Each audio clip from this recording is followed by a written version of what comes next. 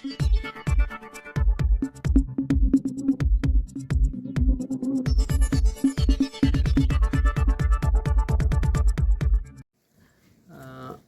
शिवराय। आज संपूर्ण भारतभर किंवा हिंदुस्थानामध्ये शिवराज्याभिषेक दिन म्हणून या ठिकाणी साजरा होतोय। भारतीय जनता पार्टीच्या सूचना आहेत की प्रत्येक म्हणजे राज्यात, असं मी बोलतो, राज्यात सगळ्यांना सूचना की तुम्ही ज्या ज्या ठिकाणी महत्त्वाची जे शिवशक्ती स्थळे जे आहेत, ज्या ठिकाणी छत्रपती शिवाजी महाराजांच्या गड किल्ल्यावर आपल्या लोक जातील, कार्यकर्त्यांनी जायचं आणि लोकांसमोर जायचं आणि शिवराज्याभिषेक दिन ज्या राजाने आम्हाला स्फूर्ती दिली, म्हणजे आज 500 वर्षाचा इतिहाससुद्धा आम्हाला कसं जगायचं हे शिकवते छत्रपती शिवाजी महाराजांनी हे गड किल्ले निर्माण केले। आणि या गड किल्ल्यांच्या निर्माण केलेल्या गड किल्ल्यांचं त्याचं बांधकाम असेल, ती आपली पुरातन वास्तू आहे ती संरक्षित राहिली पाहिजे। आपला इतिहास, छत्रपती शिवाजी महाराज इतिहास सगळ्या लोकांना माहीत असणं गरजेचं आहे, सगळ्यांना माहीत आहे।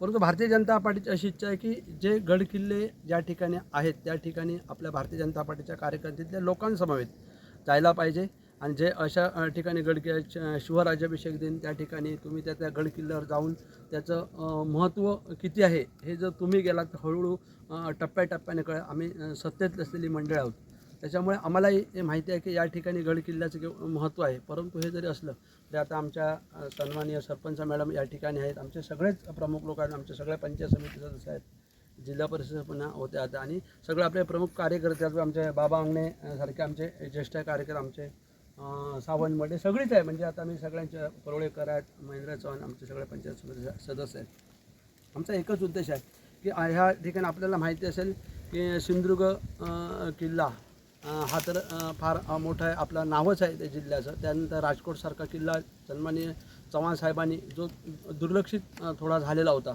तो तिकडे लक्ष दिलं। आज राजकोट किल्ल्यावर छत्रपती शिवाजी महाराजांचा एक भव्य पुतळा उभा राहिलेला आहे हे आपल्याला माहिती आहे।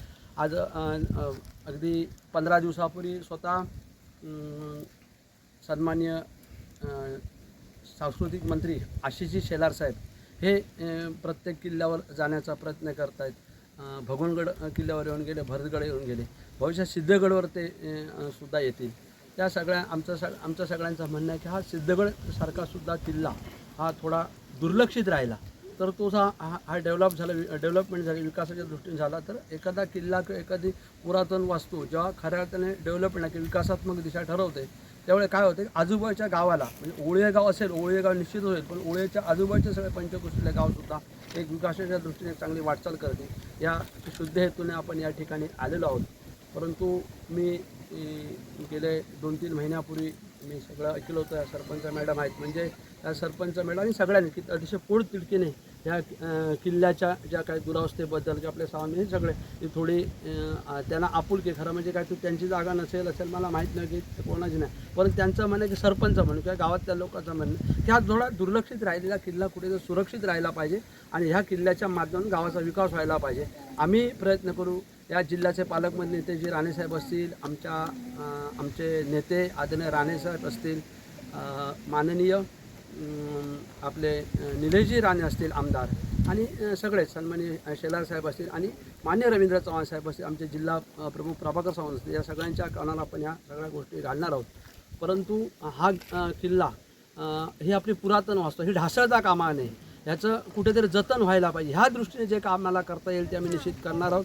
भविष्यात ह्या किल्ल्याकडे लक्ष वेधण्यासाठी ज्या ज्या आवश्यक गोष्टी आहेत त्या सगळ्या करणार आणि एक विकासाची दिशा ह्या किल्ल्याच्या मार्गावर आजू पंचक्रोशीत जाईल अशी अपेक्षा व्यक्त करतो। फार काही या ठिकाणी मी आज बोलणं उचित नाही, कारण तेवढं बोलणारा पण मोठा नेता नाही, परंतु मी निश्चितच सांगतो सरपंच मॅडम आणि इथले ग्रामस्थ त्यांना सांगतो की ह्या किल्ल्याच्या भविष्यातील एक दृष्टिकोनातून ह्या किल्ल्याच्या बरोबर गावाचा विकास कसा होईल आणि ही पुरातन वास्तू कशा प्रकारे जोपासल्या किंवा पुरातन वास्तूचं कसं चांगल्या प्रकारे एक त्याचं संरक्षित करता येईल यासाठी जे जे प्रयत्न करणं आवश्यक ते मी आणि माझी पार्टी निश्चित करेल। मी ह्या सगळ्या गोष्टी आमच्या संबंधित नेत्या त्यांच्या कानावर घालू आणि सरपंच मॅडमसुद्धा की गावातल्या सगळ्या मंडळींची इच्छा आहे की जी इच्छा आहे की गावातला विकास होणं आहे, राजकारणापेक्षा विकास महत्त्वाचा आणि ते करण्यासाठी जे जे आवश्यक आहे ते आपण निश्चित या ठिकाणी करू। जय हिंद, जय महाराष्ट्र।